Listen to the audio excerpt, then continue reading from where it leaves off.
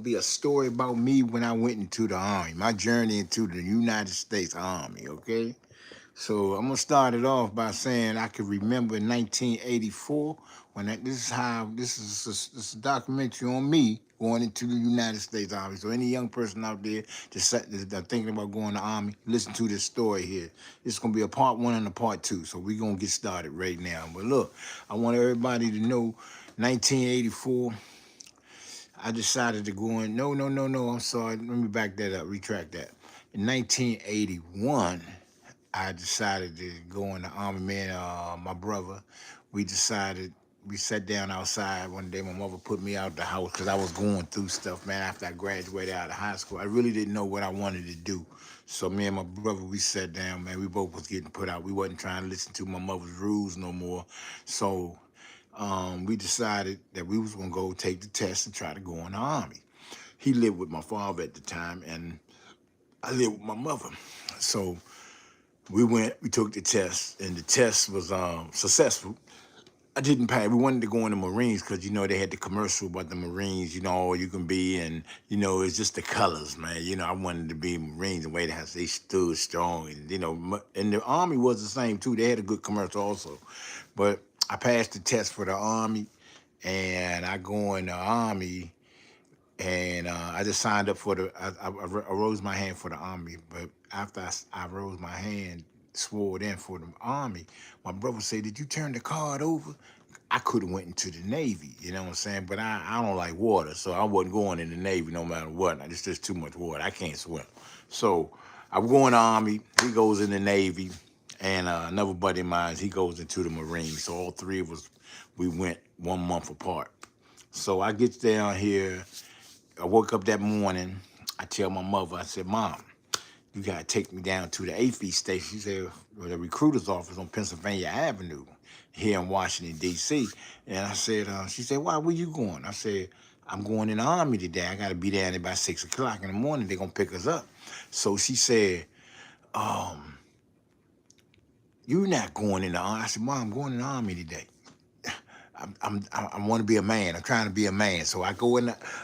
She gets up, put her clothes on, take me down, and she crying. "Oh, my baby going in the Army." "Yeah, I'm going, Mom. Got to go. Got to go see the world. I'm trying to, do some things. You know what I'm saying?" So what I did, I packed my stuff was already packed.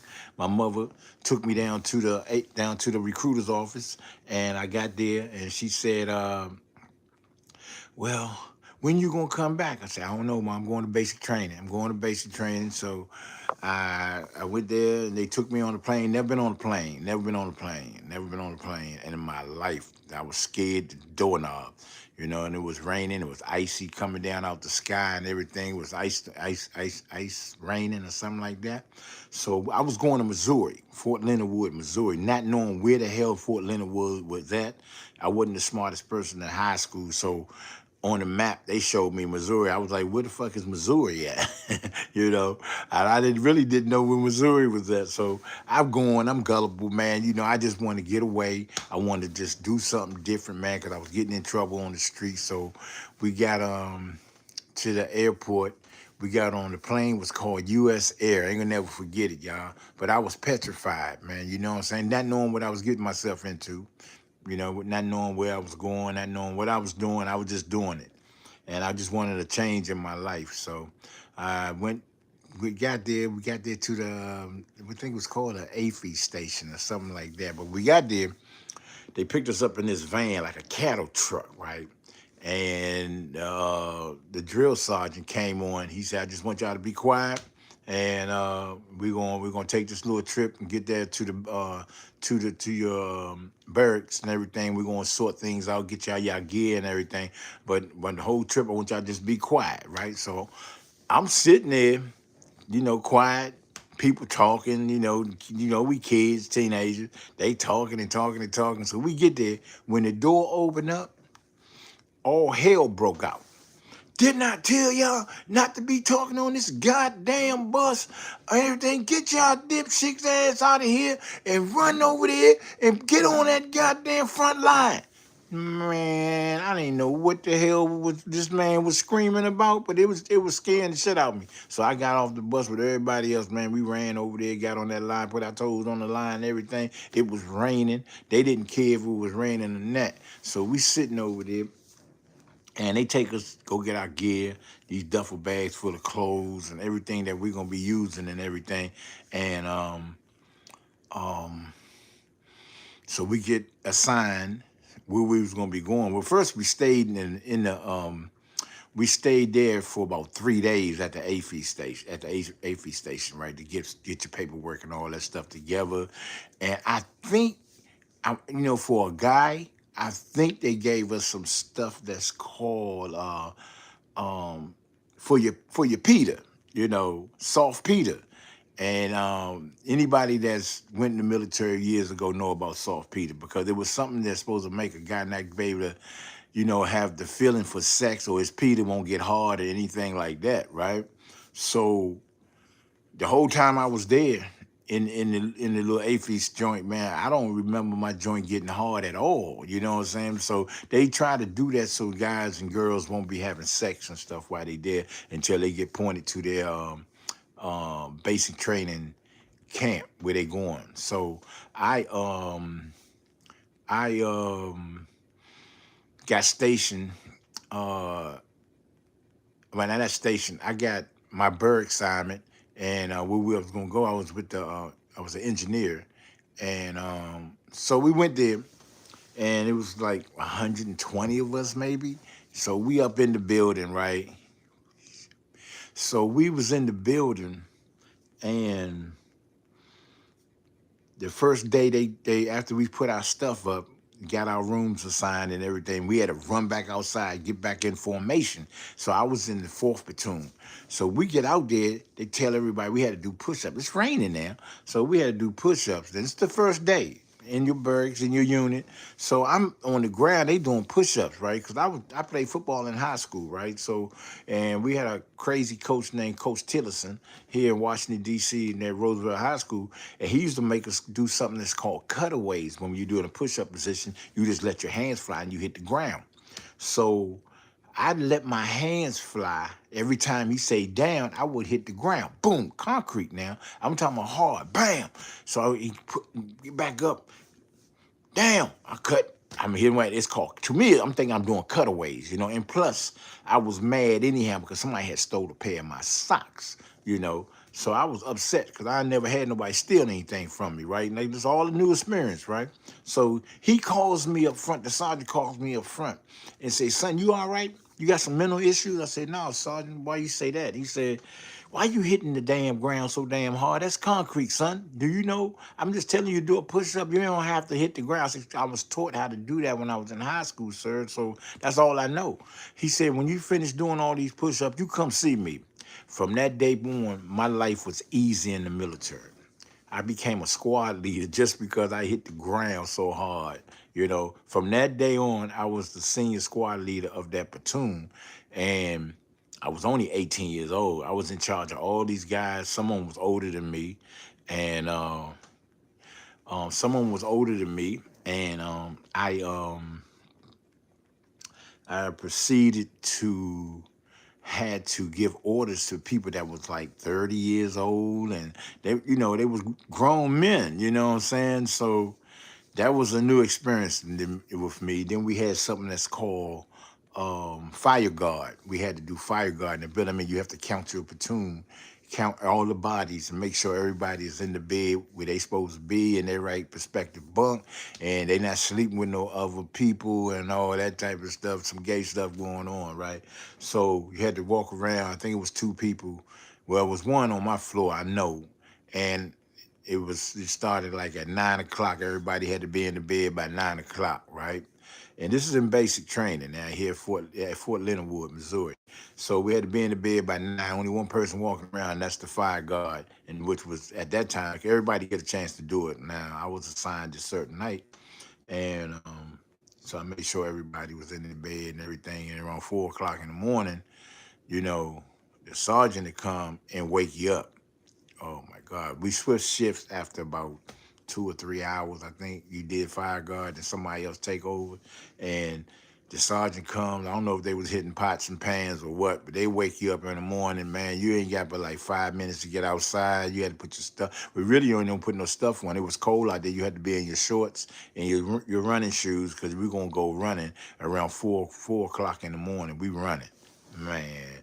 So after I did my basic, basic was pretty good, but it was just it just was an experience that you'll never forget. You know what I'm saying? And like I say, everything about the military makes you a man. So we would get up in the morning. We had to go to chow, and we had to be in formation. And then we go to chow. We to form a line and go to chow, and this the squad leader, he has to make sure everybody. I'm the last person in line to make sure everybody is ate, and then I get food. And we got 5 minutes to eat. 5 minutes. You hear me?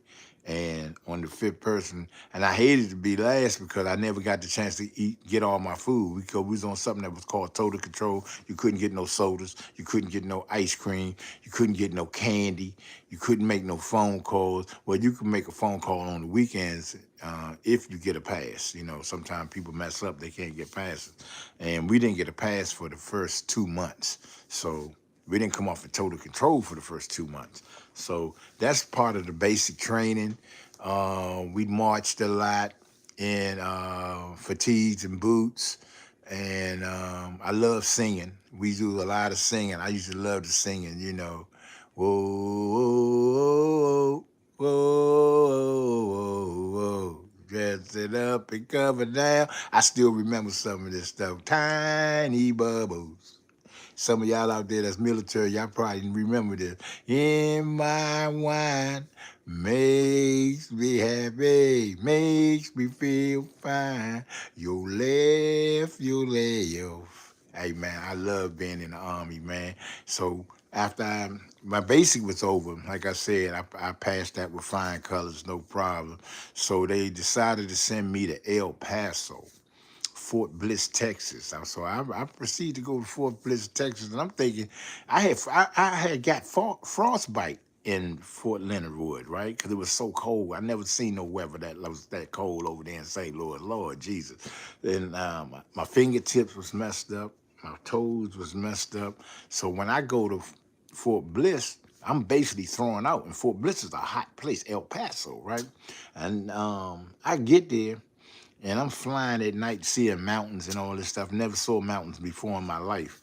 So when I get to Fort Bliss, that's when you get your duty station. And I'll get to Fort Bliss, which was perfect. And Fort Bliss is a beautiful place too, by the way. Um, yeah, I was thrown out, man. I had to go to sick call almost every day because my fingertips was numb, my toes was numb, and they told me I had frostbite. So I I was exempt from the marching and all that stuff for a little bit. But my time there at Fort Bliss, I got my rank all the way up to Spec 4. Um, yeah, so permanent station is pretty cool. After you get out of basic, your permanent station is cool. It's good, man. All you gotta do is go to formation in the morning, do your PT in the morning. After you do your PT, you come back, you get dressed up, shower up, go eat. Which they feed military personnel very well in the military. Um, then we'll come back out and line up in formation. Then we'll get ready to go to the motor pool. Yeah, because I was an engineer, so we basically did a lot of motor pool work. We had tracks down there. I had to learn how to drive a APC. And yeah, I had my own track and my name. Um, uh, yeah, so we had to go down there and we had to work on that track to make sure the oil, you pull your seven maintenances on your vehicle, and which I learned how to do. Okay, and yeah, um, after that, let me see, I was signed up on the boxing team. I signed up on the Fort Bliss boxing team. Yes, and I became the Fort Bliss 65-pound, 165-pound boxing champ, middleweight boxing champ. I won 2 Golden Gloves. my time there. I had a lot of difficulties too, man. I mean, I ain't gonna think I'm gonna tell y'all everything was peachy and cream, man. You know what I'm saying? Cause I got my Article 15s like anybody else got Article 15. I had Article 15s off after I finished one Article 15. I had to come back and do another one right after that. Then I had to do another one right after that. So I really didn't receive no check, cause they take your money from you too when that happens, right? So I ain't really receive no check. So when I got on the boxing team, like I said, I became real good. And then next thing you know, I got invited. Um, I won the Golden Gloves twice. And then after I won the Golden Gloves, I went to Fort Worth to box in the Golden Gloves state champion, titles for the state title. And didn't win those. So, but my tour was good, man. In Fort Bliss, my permanent station was great. I was there for 3 years, 4 years, 3 years, 4 years, and I had an opportunity to go to Germany. I had an opportunity to go to Germany, um, but I decided not to. I just would, after those boxing, I was going to just go ahead and I got put on the USA boxing team. And I really didn't do no military work after I became good in boxing. I really didn't do no military work at all. So I just, yeah, I just applied myself with boxing and come back to the barracks. I was ED, that's called exempt all duties. And yeah, my time in the military was great, man. I tell people, man, these young kids today, man, look, if that's something you trying to find you a career, find you a future, man, go in the Army, go in the Marines, go in the Air Force, go in the Navy. I mean, something's gonna be suitable for you, you know, um, it's gonna make a man out you. You're gonna have a check coming in every 15 days. So yeah, yeah. So if that's something you want to do it. I mean, I just love being in the military. I really did, man. It seemed like so long ago that, you know, um, all this happened. But when you sit back and look back on it and you glance back on it. You meet a lot. You get a lot of friends, man. It's people that I used to communicate with, but a lot of them done passed on. You know what I mean? So I think I'm like one of the ones still left. That's that out of the crew that I used to hang with. And yeah, yeah. They used to call me Big T. So if somebody out there looking for Big T, I'm still living. So yeah. So after that. Those years of boxing, I think I had one more year left still in El Paso. So I got in a little incident, and which I wind up getting an honorable discharge from. I got in a fight with a guy in the barracks. He was using me as a scapegoat to get out the military, and I had to go see the colonel. And the man even wrote them and told them. So I just asked to get out the military. So I got out. They gave me an honorable discharge and a general honorable discharge. But you still keep all of your benefits and everything. You know what I mean? So yeah. But I mean, anything else, man, towards the military, man, if I had, right now at this age, if I had to go back in, I go back in. Because I was taught so much stuff, man, that how to survive in the world. I was taught a lot of stuff. If it wasn't for the military right now today, if it wasn't for them, hey, I wouldn't be where I'm at right now, man. They take care of me good, you know what I'm saying? I got good medical, I got good benefits. Yeah, I bought a house. I sold a house, but I had bought a house through the military. Um, um, but it's not all peaches and cream now. It was a lot of racism, a whole bunch of racism at the time when I went in. Times are different now. They got to have a meal card now to go in the child. They got to have a meal card. They got to, it's a whole bunch of high tech stuff now that they advanced and they got to modernize. When I was in, there wasn't no meal ticket. You got to get in there, get your food, 5 minutes, and you out of there. That's it. Point blank. Ain't no if and buts about it. You don't eat, You just don't eat. Your next meal ain't due until 12 o'clock, and that might be C rations. You know what I'm saying? But a lot of time they did feed us. There was a tent set up somewhere. If we had to go out and bivouac, that's when you sit and you learn how to sleep in a tent, and that was a good experience. And out, especially in Fort Leonard Wood, because you look up in the sky, it seemed like you could reach up and touch the stars. You know what I'm saying? So, yeah. So that was a real good experience there. And yeah, and I also we did a lot of walking, man. You know, we did military. You do a lot of walking. We did a lot of walking. You know, we march, we march, we march, we exercise, we exercise, we exercise, we march, we sang. It was just a lot of that, man. We go to the gun range, and you know, you got to hit these silhouettes down yonder, and and I was hitting mine too. Never shot a rifle before. It was just so much you going to experience in the military, man, that when you get out in the real world, man, you're gonna really appreciate for being. They're gonna make you a man. Trust me. All the men out there and women, they're gonna make you a woman, and they're gonna make you a man. Because especially in basic, these drill sergeants, they are the hardest people on earth. You won't even believe some of these drill sergeants, man, the way they act. Their demeanor. They are thorough, Joe. When I say they thorough, they know their job. They know They're not gonna put their hands on you, so you ain't gotta worry about that. So they're not gonna touch you. They talk trash. They be up in your face. They want you to quit. They try to break you. You know what I'm saying? But don't break, man. Just if you decide you want to go in the military, go in the military, man. Do that, man. Like I say, it was a good experience for me. I love it. If I had to do it all over as a young guy, I would do it. For real. We got a little situation going on over here in Iraq. Iran right now. They putting the ground forces on the ground. Y'all better look at the news, man, and follow this stuff, man, because it's real. It's real. Yeah.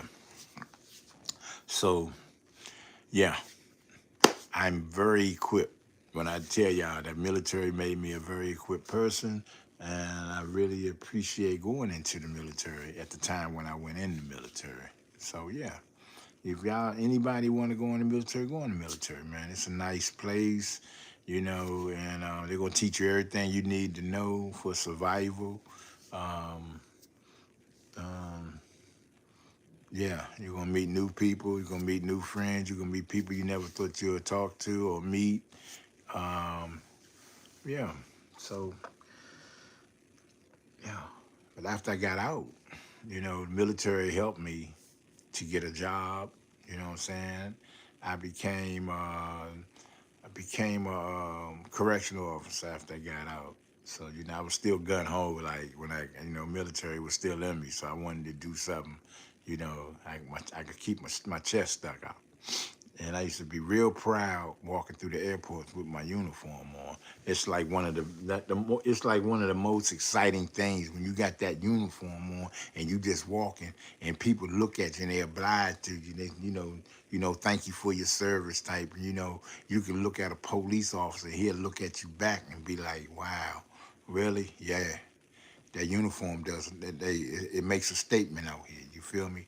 That uniform made a statement, man. That Army uniform, Marine uniform, Navy uniform, Air Force uniform. It's just proud to be American. You know what I mean? And you with the armed forces now. You know what I'm saying? It was just something, man.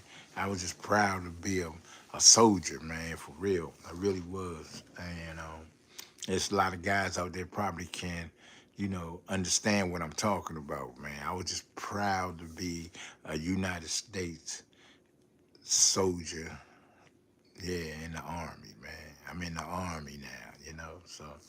Yeah, I came home, all my friends saw me with my uniform on, man, they still doing nothing. And I'm walking around shining, looking good, shoes all glossed up, everything, yeah. So that's just some of my stuff I went through in the military, and there's gonna be a part two to this. I'm gonna get really in depth with the next section I go through, and I'm just gonna do a quick little. This is a little bit that I'm gonna give y'all, and yeah, I hope y'all liked it. Comment, subscribe, comment, like, and yeah, you know, yes. Thank y'all for listening to my beginning journey of me coming into the military. Okay, now when part two is gonna be about me um, dealing with the military. Going through some of the things like racism and uh, getting married, living off base. You know, it's just a lot of stuff as a teenager I went through. You know what I'm saying? It's a lot of stuff I had to go through, man. A lot of stuff, y'all. And you'd be amazed at stuff that a black teenager would go through. And that I wasn't brought up on. I didn't know much about. I knew about white people. I didn't know much about Hispanics. I didn't know. I didn't have an Hispanic friend. So I didn't meet none of these people. And there wasn't really a lot of Hispanics in the army at the time. Maybe one or two, three, maybe four. It wasn't maybe 10%. You know what I'm saying? I'm gonna say 10% out of 100. You know, and but yeah, you work your way through the ranks, and you work your way up, and you know, it's just a lot of stuff you go through, man. We're gonna get in depth with it though, man. In the next part two, though, y'all, we're gonna get in depth. I'm talking about really. I'm gonna break it down to y'all, man. Some of the stuff. I gotta write some stuff down so I can make sure I come off right on it. You know what I'm saying? But it was very different. You know, I went through a very difficult time in there. Dealing with the racism part. You know, and you had to respect the rank. There was a thing called, um, the rank, your burns. You had to respect that up there. Whatever was up there, you had to respect it because people will lock your heels. Yeah, they come up to you and lock your heels, man. So, you know, but it was a nice time. I went in the military and I loved it. And I'm going to finish telling y'all the rest of it later on. All right, so let me get into this platform here. Everybody that's been on here listening to me talk, I was talking about my journey into the Army and how I went to my basic training experiences and up to I went to my permanent station. So now I'm on here, I could talk to y'all. What's up, Tess? How you doing, Tess? Hi, it's my man Tim. He took off his message. Tess is in the house, y'all. Welcome everybody on my live. Murray Van Rose, what's going on? If you still here, Small Fishy, if you still here, everybody that's on here, man, I want to say what's going on, how you doing? Hit your like button, hit your subscribe button, and let's get it going. Today is Friday. Yes, it is. Let's go, y'all. Talk to me. Talk to Lucky, man. I feel good today. So I just came on here, man. Want to talk to people about the military. That's all. Tell people my journey, how I got in the military. You know what I'm saying? How I got started, how I was in basic training. Basic training was hard, man. Real hard. Yeah. And participation. Oh.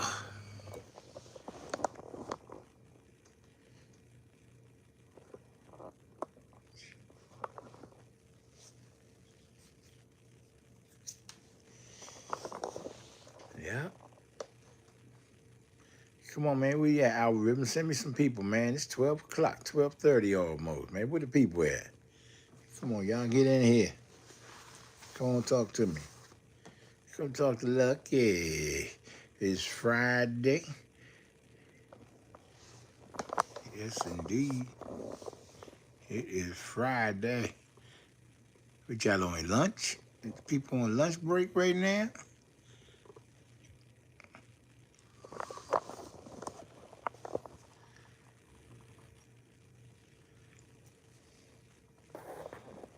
All right, y'all. I'm going to come back. I'm going to start me a new live again because this was my part one of my journey into the military.